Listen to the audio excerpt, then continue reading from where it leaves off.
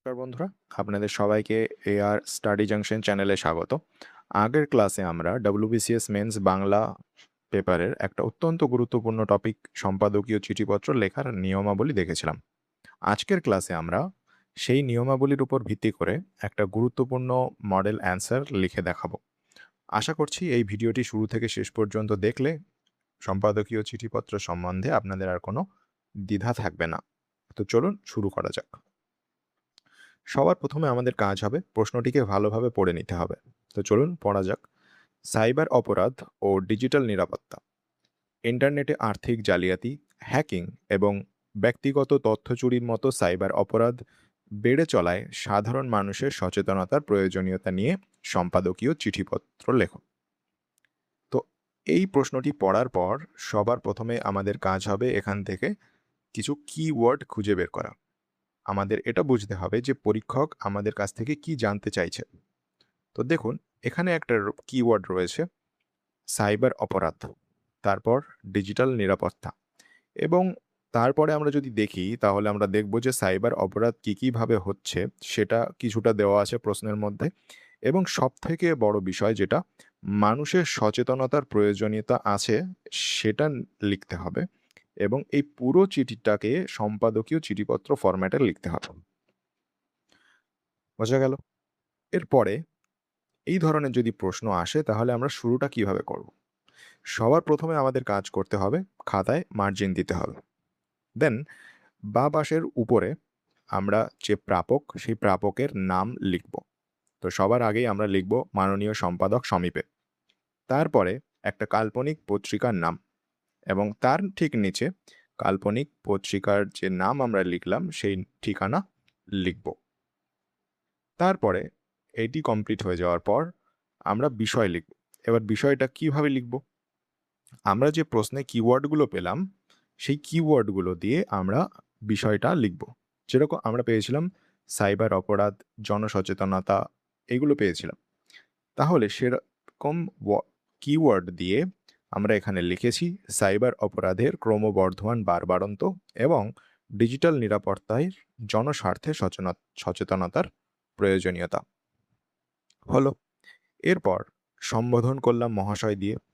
সম্বোধন করার পর তার পত্রিকার যে চিঠিপত্র অংশ, সেই অংশে আমাদের এই জনসচেতনতা নিয়ে যে চিঠিটা আমরা লিখছি, সেই চিঠিটা যাতে পাবলিশ করা হয় বা প্রকাশ করা হয় তার জন্যে তাকে অনুরোধ জানাবো।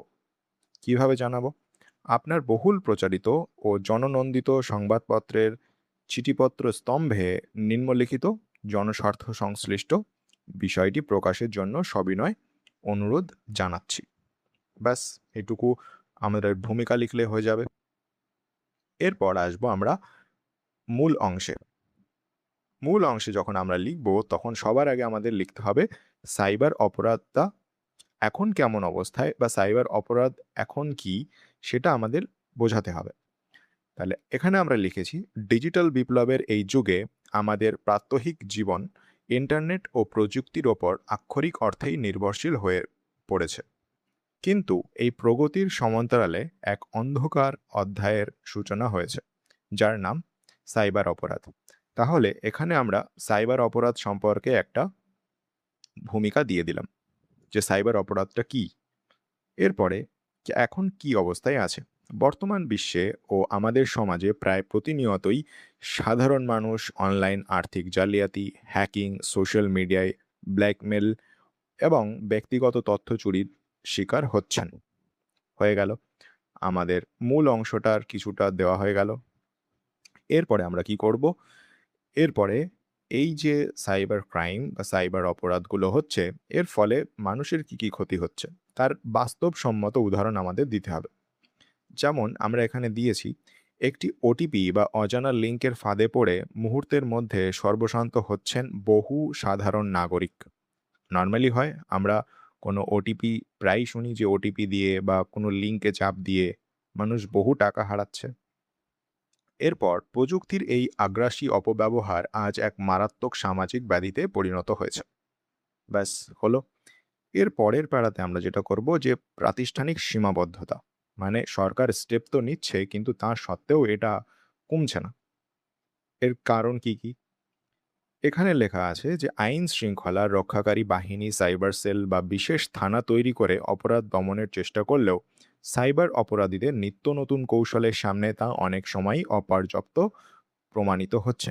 কারণ কি হয়, অনেক সময় গভর্নমেন্টের কাছে পর্যাপ্ত ইনফ্রাস্ট্রাকচার থাকে না, আপডেটেড ইনফ্রাস্ট্রাকচার থাকে না, যে কারণে সাইবার অপরাধীরা কিন্তু অ্যাডভান্টেজ পেয়ে যায়।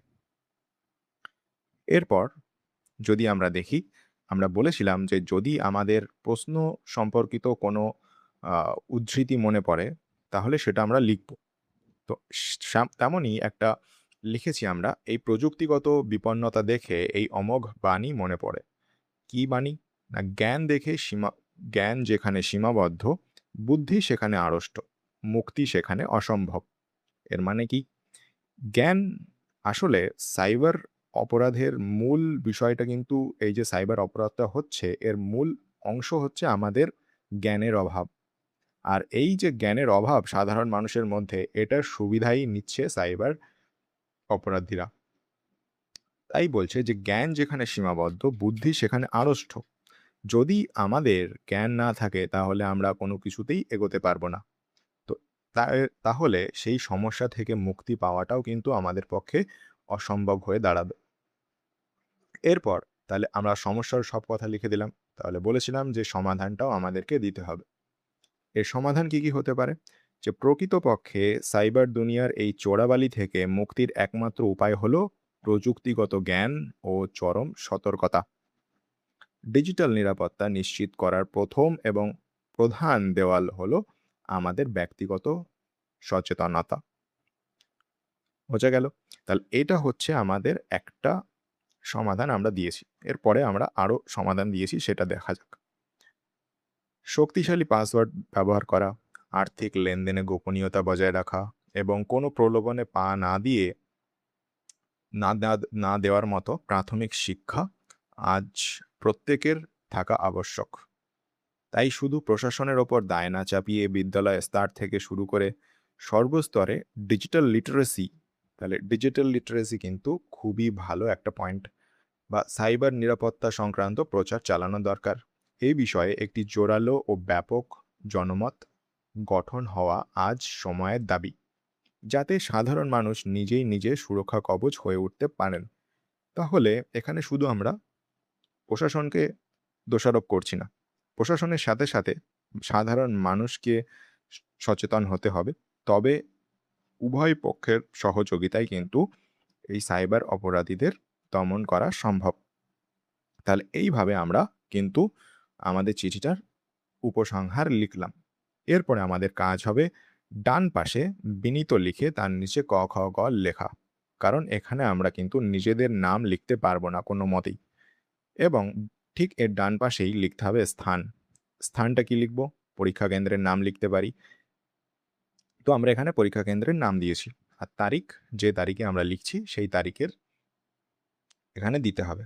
কিন্তু আমাদেরকে অবশ্যই মনে রাখতে হবে এই স্থান এবং এই নাম সম্পূর্ণ কাল্পনিক হতে হবে। তাহলে এবার দেখে নেওয়া যাক যে আমরা কি করব আর কি করব না। তো কি করতে হবে? যে প্রশ্নের মূল কিওয়ার্ডগুলো আগে বিশ্লেষণ করতে হবে। তারপর অনুচ্ছেদে যে সমস্যার কথা আমাদের প্রশ্নে দেওয়া আছে সেই সমস্যা সম্পর্কে একদম বিস্তারিত আলোচনা করতে হবে। এরপরে মাঝের অংশে আমরা সমস্যাটা লিখব, তার কারণ লিখব, তার বর্তমান পরিস্থিতিটা তুলে ধরব। যদি আমাদের কাছে কিছু প্রাসঙ্গিক তথ্য থাকে তাহলে সেগুলো আমরা দিতে পারি। যদি কোনো প্রাসঙ্গিক উদ্ধৃতি আমাদের মনে পড়ে তাহলে সেগুলো আমরা ব্যবহার করতে পারি। এর জন্য কি করা যেতে পারে, যে কিছু বিখ্যাত যেমন টপিক নিয়ে, যেমন পরিবেশ দূষণ, সাইবার অপরাধ, এআই, এগুলো নিয়ে আমরা কিছু কোটেশন রেডি করতে পারি, কিছু উদ্ধৃতি রেডি করতে পারি, যেগুলো আমরা পরীক্ষার সময় ইউজ করতে পারবো। এরপর শেষে জনসচেতনতা ও সমাধানের জোরালো আবেদন, এবং সম্পূর্ণ চিঠিটায় আমাদের ভাষা অত্যন্ত সহজ সরল এবং মার্জিত এবং ভদ্র হতে হবে, এবং পুরো চিঠিটা মোটামুটি 150 থেকে 200 শব্দের মধ্যে সমাপ্ত করতে হবে। তো এই ছিল আজকের আমাদের ক্লাস। যদি ভিডিওটা ভালো লেগে থাকে তাহলে অবশ্যই কমেন্ট করে জানাবেন যে আপনাদের আর কোনো মডেল অ্যান্সার প্রয়োজন কিনা। ধন্যবাদ।